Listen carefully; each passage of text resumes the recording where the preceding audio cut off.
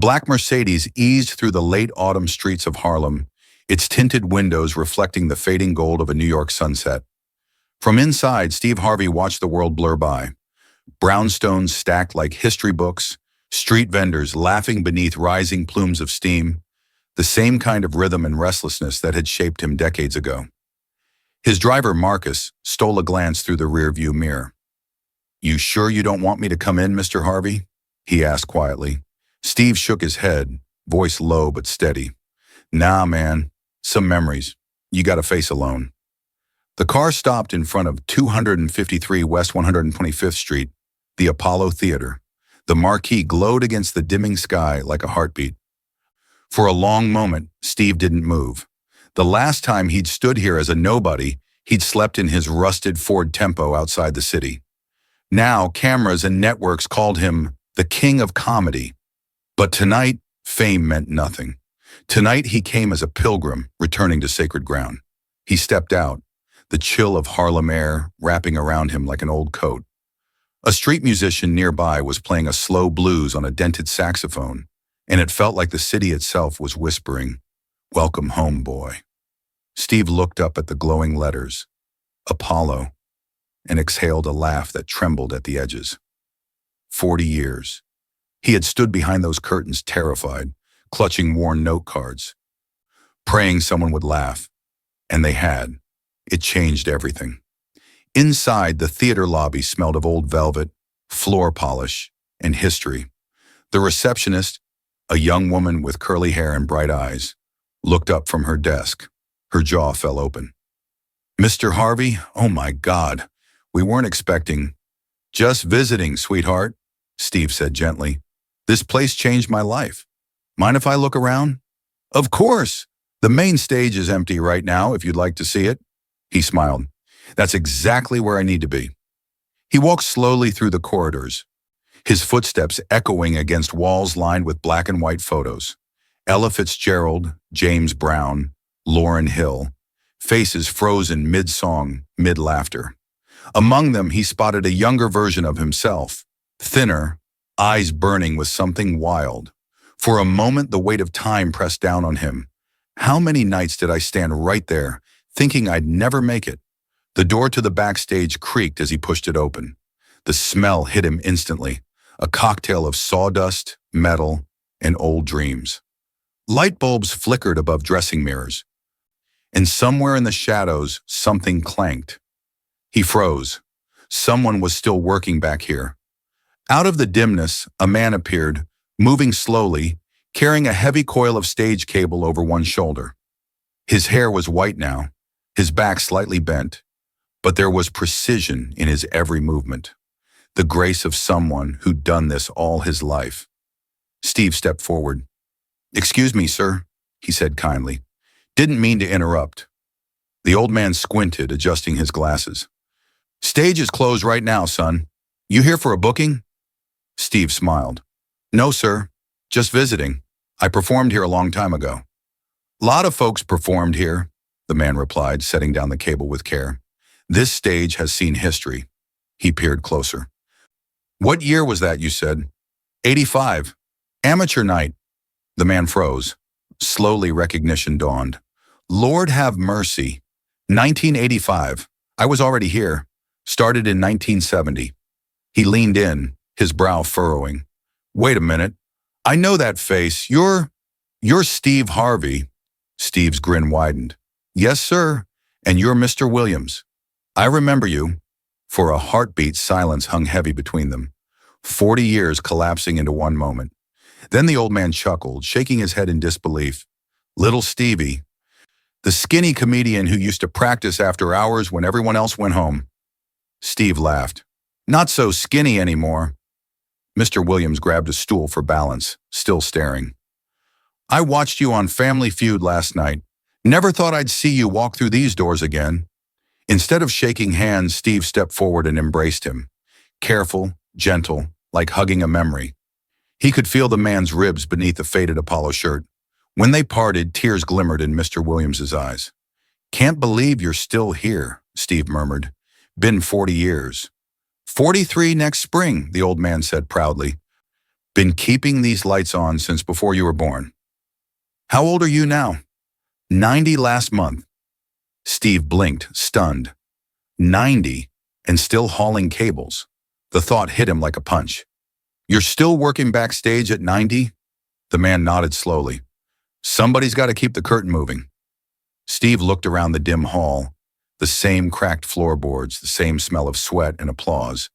And suddenly he wasn't the celebrity anymore. He was just that hungry kid again, standing on a stage someone else believed he was worthy of. He realized right then that this wasn't just a visit. It was a calling back. And somewhere deep down, a voice whispered, "You're not done repaying what was given to you." Steve stood there for a long moment, staring at the man who had once held open the stage door to his future. The backstage lights buzzed softly above them, casting long shadows across worn cables and folded curtains. It felt like time itself had paused to watch this reunion. Mr. Williams leaned slightly against the stool, his breathing slow but steady, and for the first time, Steve noticed the tremor in his hand, the stiffness in his knees, the way every movement seemed deliberate, like a man carrying not just equipment, but the weight of a lifetime. "You still working full shifts, Mr. Williams?" Steve finally asked, voice soft. 6 days a week, the old man replied, almost proudly. "Can't afford to stop. These lights don't hang themselves. But you've earned your rest, sir. You've been holding this place up since I was a kid." Mr. Williams smiled faintly. "Son, retirement's for folks who got something saved. Me, I just got these hands, and they still work." Steve's chest tightened. He wanted to argue, to say no 90-year-old should be dragging cables through dark corridors. But he saw the pride in the man's eyes, the kind that doesn't take pity well. So instead, he changed the subject. "You still living up in the Bronx?" "Same apartment since '75, Mr. Williams said, a spark of nostalgia in his tone. "4th floor, no elevator that works. They keep saying they'll fix it, but you know how it is. Dorothy and me been hauling groceries up those stairs for years." "Dorothy," Steve repeated, remembering the name. "She used to bring you dinner in those old Tupperware bowls." The old man chuckled softly. "Still does. Every Thursday. Pot roast and mashed potatoes. Woman's been feeding me for 58 years. There was affection in his voice, but also fatigue, a sound Steve recognized from soldiers and single mothers, people who'd carried more than their share. "How's she doing these days?" Steve asked. The light in Mr. Williams' eyes flickered. "Stroke got her 5 years back. Wheelchair now. Doctor says she's lucky to be alive. I say I'm the lucky one." His voice wavered. "Social Security don't stretch far. Medicine's high, rent's higher. But we manage. Always have." The words landed like stones in Steve's chest. He thought about the millions he'd earned, the suits that cost more than most people's cars. And here was the man who had believed in him when no one else did. A 90-year-old stagehand, climbing stairs and carrying his wife in his arms. It didn't sit right. Not in his spirit, not in his soul. Mr. Williams caught his silence and smiled gently. "Don't you go feeling sorry for me now. Lord's been good. I got my work, I got my Dorothy, and I got my memories. Not everyone gets to live long enough to see their dreams shine under the lights they hung themselves." That line, simple, humble, hit Steve harder than applause ever had. He reached out, resting a hand on the old man's shoulder. "Mr. Williams, you're a treasure. You know that? Treasure don't mean much if you can't spend it," the old man joked, but his laugh turned into a quiet cough. Steve's decision crystallized in that moment, though he didn't say it out loud. He would not walk out of this theater and forget. Not this time. Some debts aren't paid in money, they're paid in mercy. "What time you finish up today?" Steve asked. 6. Gotta reset the stage for tomorrow's showcase. Kids coming through." "Then you and Miss Dorothy are having dinner with me tonight," Steve said firmly. "Non-negotiable." Mr. Williams blinked. "Dinner? With Steve Harvey?" "With an old friend," Steve corrected. "We've got 40 years of catching up to do." The old man hesitated, torn between pride and gratitude. "Dorothy would be tickled, but nothing fancy, you hear? Wheelchair don't fit through them tight tables." Steve smiled. "I know just the place. My treat. I'll send a car to pick you up." When Mr. Williams handed him a wrinkled scrap of paper with their address, Steve folded it carefully, like it was something sacred. Then stepping away, he pulled out his phone. The tone in his voice shifted. Calm, purposeful, commanding. Yeah, it's me. I need my business manager on the line. And get Terrence from New York Real Estate. We got something important to handle before morning. By the time he left the Apollo, dusk had settled into the streets. The marquee lights flickered on, painting the sidewalk gold. Steve paused at the door, looking back one last time. He could still hear the faint clang of equipment behind the curtain, the sound of a 90-year-old man keeping the magic alive. As his driver opened the car door, Steve whispered under his breath, "You gave me a stage. I'm going to make sure you never have to lift another one again." The Mercedes glided through Harlem traffic, but Steve's thoughts were already racing ahead. To a cramped apartment in the Bronx, to a woman who still cooked pot roast on Thursdays, to a man who deserved to rest. He didn't know exactly what form it would take yet, but by the end of the night, one thing was certain. Mr. Williams's story was about to change. The evening sky over Harlem deepened into indigo as Steve's Mercedes crossed the Harlem River, the city lights shimmering like distant constellations in the windshield. The traffic thinned as they entered the Bronx, turning onto narrow streets lined with aging brick buildings and flickering street lamps. Steve sat in silence, the folded address resting in his palm.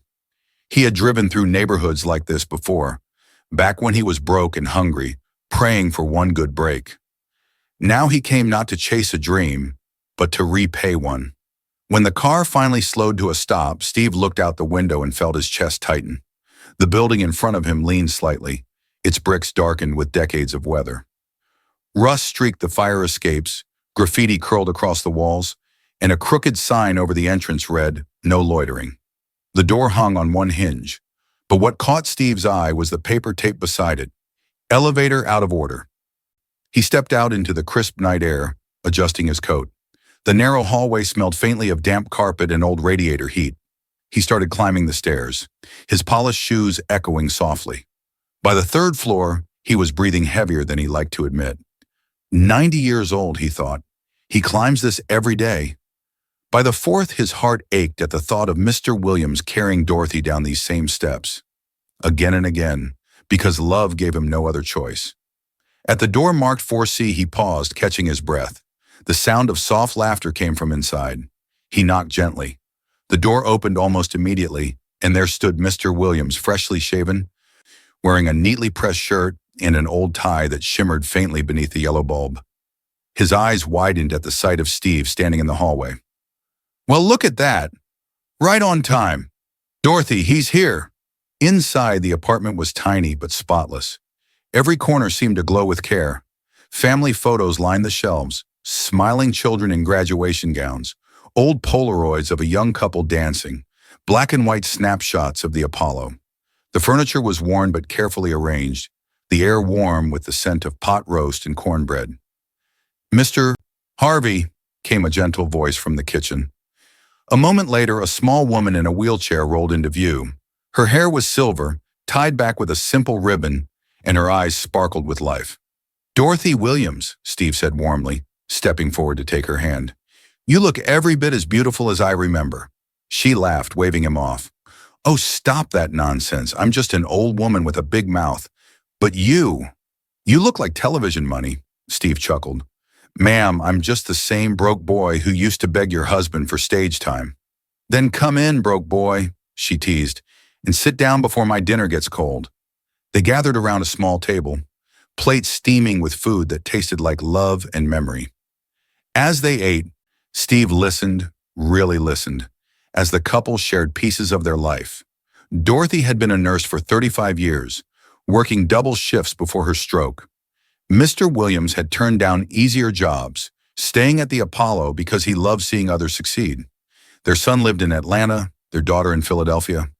They called when they could, but visits were rare. The grandchildren they adored were growing up far away.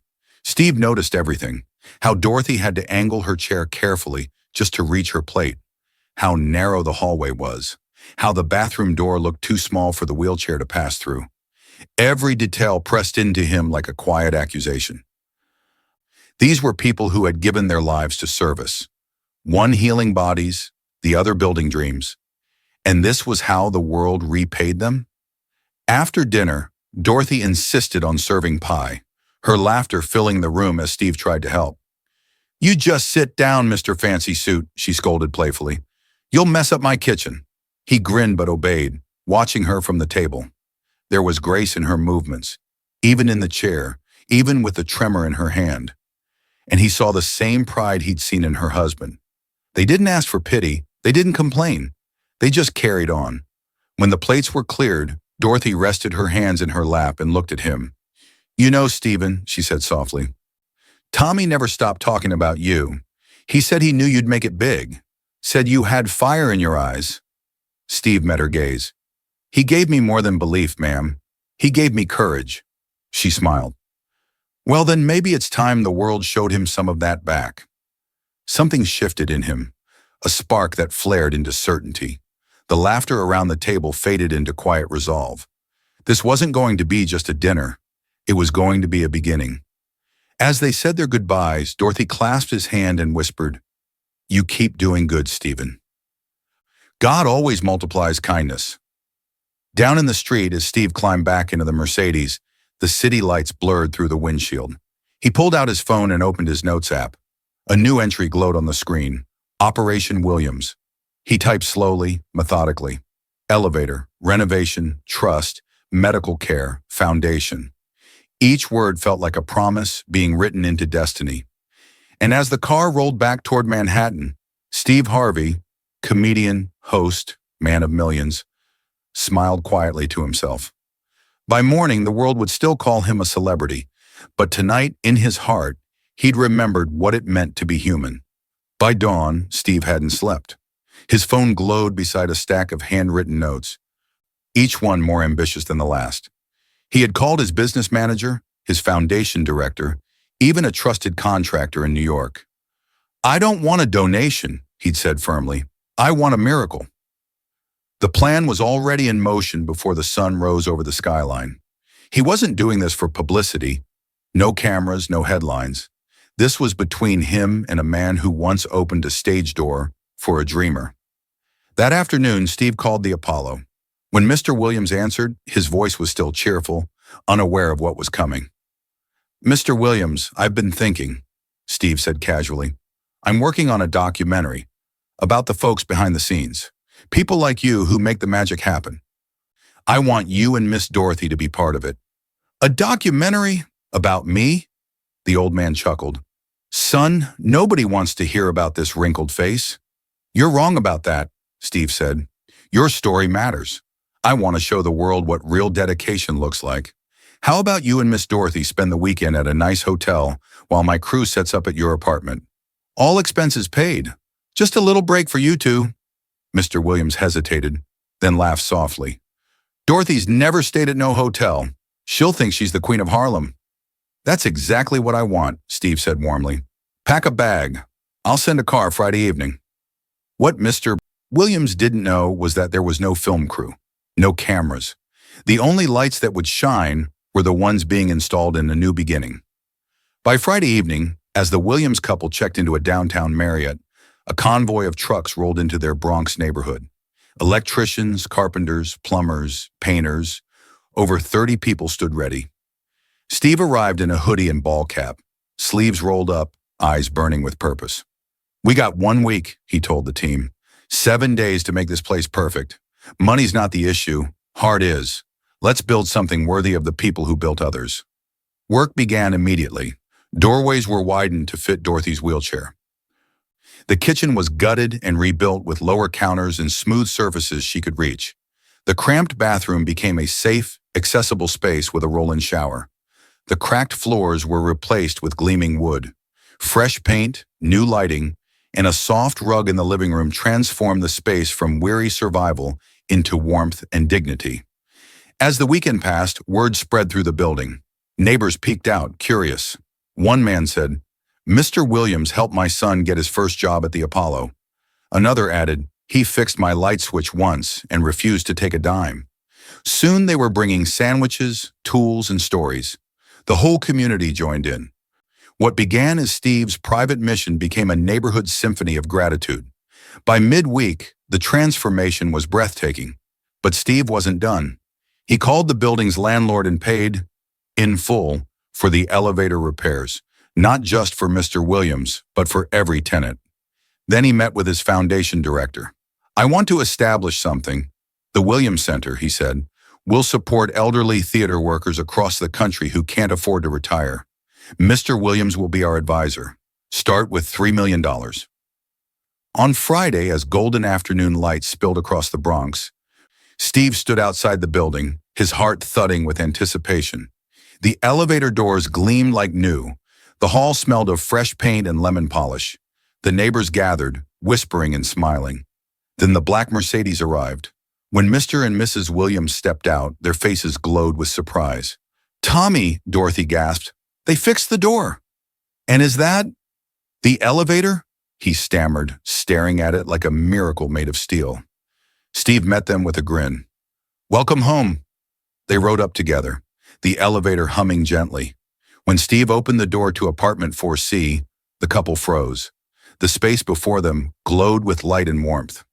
Walls once faded now shone cream and gold. The air smelled of new beginnings. Dorothy wheeled herself in, eyes wide. "Oh, my lord! Tommy, look at this!" Her voice broke into tears. Steve guided them through each room. The kitchen she could now reach, the safe bathroom, the wide bedroom where a new bed waited. She rolled freely, laughing and crying all at once. "I can move," she whispered. "I can live again." In the corner of the living room, a small desk stood with framed papers. Mr. Williams leaned closer, squinting. "What's this?" Steve smiled. "That's the charter for the Williams Center. It's named after you. It'll help theater workers like you across the country. You'll advise it if you accept." The old man's hands trembled. "Named after me? Son, I don't deserve all this." Steve knelt beside him. "Yes, you do. You told me once. Everybody bombs. The difference between success and failure is whether you come back. Those words carried me through every failure I ever faced. You saved me before I ever got famous. This is just me coming back." As they stood surrounded by neighbors and applause, Dorothy reached for her husband's hand. Tears rolled freely down their cheeks. "We just tried to be kind," she whispered. "We never expected anything back." Steve smiled softly. "That's exactly why it came back." 6 months later, the Williams Center had already changed dozens of lives. The elevator still worked. Dorothy had regained strength, walking short steps with a walker. And every Thursday, she still made pot roast. One evening, as the sun dipped behind Bronx rooftops, Mr. Williams sat by the window holding his wife's hand. His phone buzzed. It was Steve. "How you doing, sir?" Steve asked. "Blessed," Mr. Williams said, voice trembling with peace. "More blessed than I ever imagined." As they hung up, he turned to Dorothy and smiled. Sometimes the smallest kindness comes back as the biggest miracle. And in that quiet Bronx apartment, filled with light, laughter, and love, one man's belief had finally come full circle.